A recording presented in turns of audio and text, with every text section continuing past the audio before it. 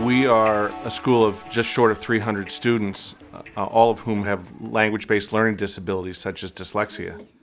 3 summers ago, we faced the typical issue. Enrollment was really strong. We looked at the configuration of our classes, and we said, you know what? We can't properly house our kids into the kinds of learning environments that we deem ideal. And so we talked to Cliff Court, and he said, boy, I have an interesting alternative than rolling in the classic trailer for you.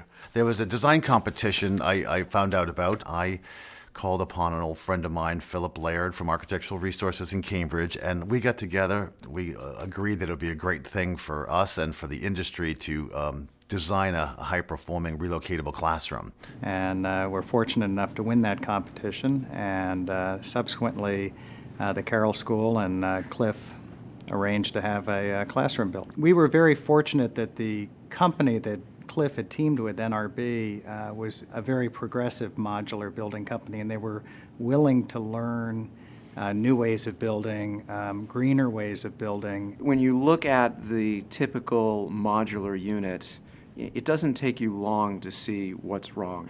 So we were looking at it saying, why can't you put bigger windows in?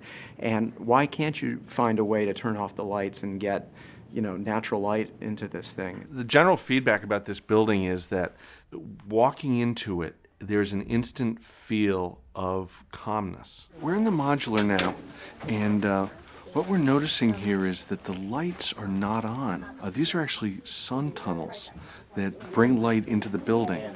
When we're tutoring, both the kids and I are working really, really hard. And there just seems to be more of a relaxed atmosphere by having it seem more of a natural light.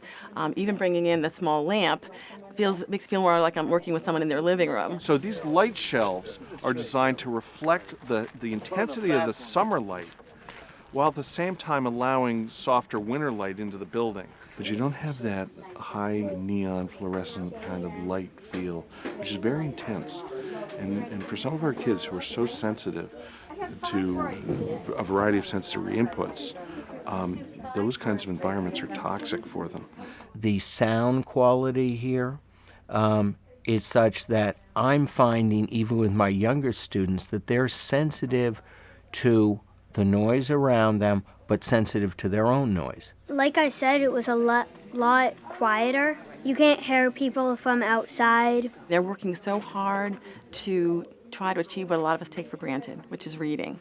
And to have an environment that's more comfortable and relaxing for them to do that in, I think makes a huge difference. It doesn't have a competitor on this campus for teaching space. It is the best teaching space that we have. If we could build an entire building to have those same human sensory qualities, we would do it. A lot of people also don't really understand what high performance means. They think high performance means expensive. But, high performance can mean, lower operating costs. The cost of a building is its operating cost, not necessarily to procure the building, but to operate the building month in, month out. There's a lot of money that can be saved with high performance characteristics. After the competition, we had an energy analysis done. This classroom uses 56% less energy than a classroom that was built to the Mass State Building Code would use. The kids really go to the environmental factors in describing their feelings about their education and their classrooms. There's plenty of things about this modular that are eco-friendly. The lights, they don't use as much electricity. Well, these are made of landfill waste, and it's eco-friendly. Hey, I think I see last night's hamburger. We can build to a higher level of sustainability and performance, and it's not, the premium is justified because the kids deserve the air quality. The kids deserve the daylighting. The budget of the school requires the energy efficiency. So, it's all, the payback is there. We're trying to raise a generation, and we want to make sure they're raised in a healthy environment. We have to really look at that. So if you want to talk about payback, think about a healthy environment.